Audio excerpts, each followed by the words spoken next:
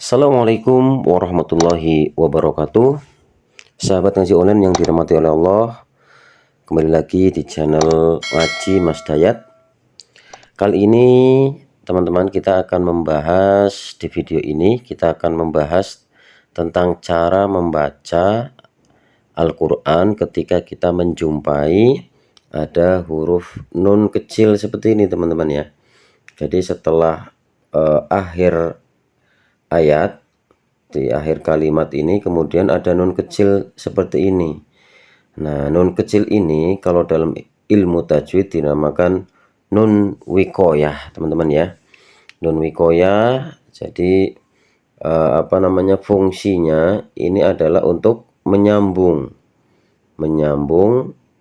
ayat sebelumnya ke ayat setelahnya. Jadi ini nun sambungan ya, jadi nun untuk menyambung.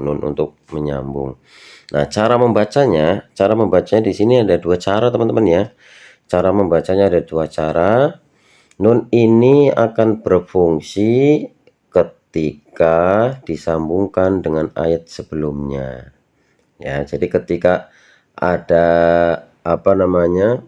disambung dengan ayat sebelumnya, kemudian setelahnya kita sambung, maka nun wikoyah ini berfungsi teman-teman ya. Tapi ketika tidak disambungkan, untuk cara yang kedua, nun ini tidak usah dipakai karena di atasnya sudah ada hamzah wasol.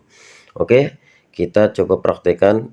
Kita baca ayat ini, surat Qaf teman-teman ya, surat Qaf ayat 33 dan 34. Kita praktekkan cara membacanya. Jadi silakan teman-teman buka ketika membuka surat Qaf ayat 33 34. A'udzu billahi minasy syaithanir rajim. Bismillahirrahmanirrahim. Saya praktekkan untuk yang nun ketika terbaca teman-teman ya. Man khasyiyar rahmana bil ghaibi wa jaa'a biqalbin munibin idkhuluha. Jadi yang harusnya ini menjadi mad arid lisukun, kemudian ketika disambungkan dengan ayat setelahnya, maka yang sebab ini yang berharokat kasrotain berubah menjadi kasroh saja teman-teman ya, kemudian disambungkan dengan huruf nun ya. Jadi misal baca dari sini, wajaa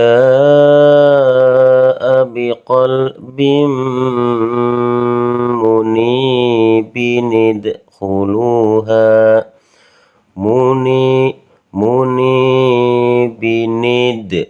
nidkhuluha.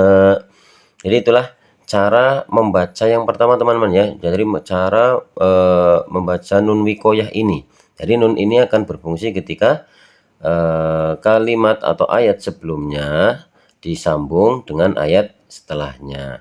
Tapi ketika ayat ini kita berhenti misal di ayat 33.